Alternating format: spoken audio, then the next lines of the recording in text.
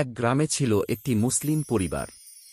পরিবারটির ছোট ছেলে আকাশ নামাজের প্রতি তেমন আগ্রহী ছিল না। সেসব সময় খেলার সাথীদের সাথে সময় কাটাত। একদিন তার বাবা হাফিজ তাকে বললেন, আকাশ, নামাজ পড়া মুমিনের অন্যতম দায়িত্ব। আকাশ বলল, কেন বাবা? নামাজ পড়লে কি হবে? বাবা হাফিজ তাকে একটি গল্প শোনালেন। একবার একটি পাখি একটি তারুণ্যলব্ধ গাছের ডালে বসেছিল। সে নিজের পাখা মেলে উড়তে চাইত, কিন্তু গাছ থেকে নিচে কখনো নামছিল না। একদিন পাখিটি সিদ্ধান্ত নিল, সে দৈনিক কিছু সময় প্রার্থনা করবে, মিনিস্ট্রি হিসেবে ঈশ্বরের কাছে।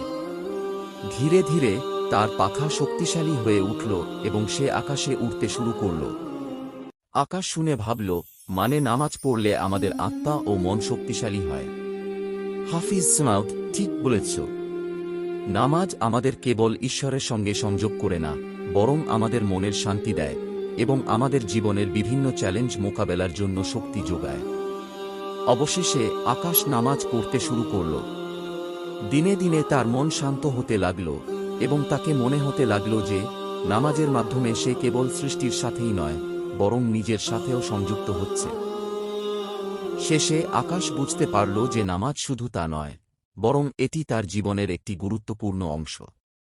নামাজ আমাদের আত্মার শক্তি বাড়ায় এবং জীবনে শান্তি নিয়ে আসে।